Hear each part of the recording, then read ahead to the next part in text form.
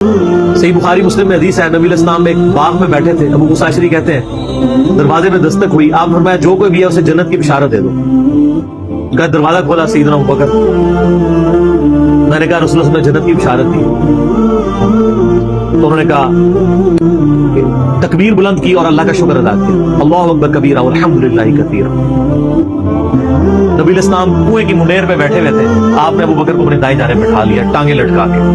وہ جو پرانے زمانے میں بڑے کنویں ہوتے تھے چھوٹی سی دیوار باہر نکلی ہوئی ہوتی، پھر تھوڑی دیر بعد دستک ہوئی، آپ فرمایا اب بھی جو آتا ہے جنت کی بشارت دے دو۔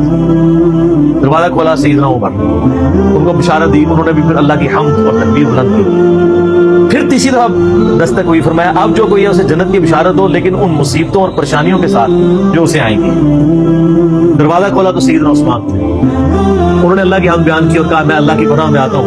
ان فتنوں سے اور پریشانیوں سے جسے مجھے اس کا سامنا ہے۔ حضرت عمر کو حضور نے بائیں جانب بٹھا لیا، اب دائیں اور بائیں جگہ ختم ہو گئی تھی، تو حضرت عثمان سامنے آ کے بیٹھ گئے۔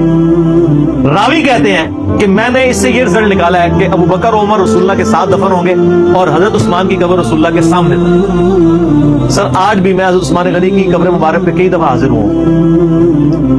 ایگزیکٹ روضہ شریف کی سیدھ میں قدموں کی جانب، اور ابو بکر عمر ساتھ ہیں۔ قبر رسول پہ میری حاضری والا لیکچر بھی ہے، میں نے باقاعدہ اس میں نقشہ بتایا ہے کہ کس طریقے سے قبریں ہیں۔ یہ بہت بڑی فضیلت ہے کہ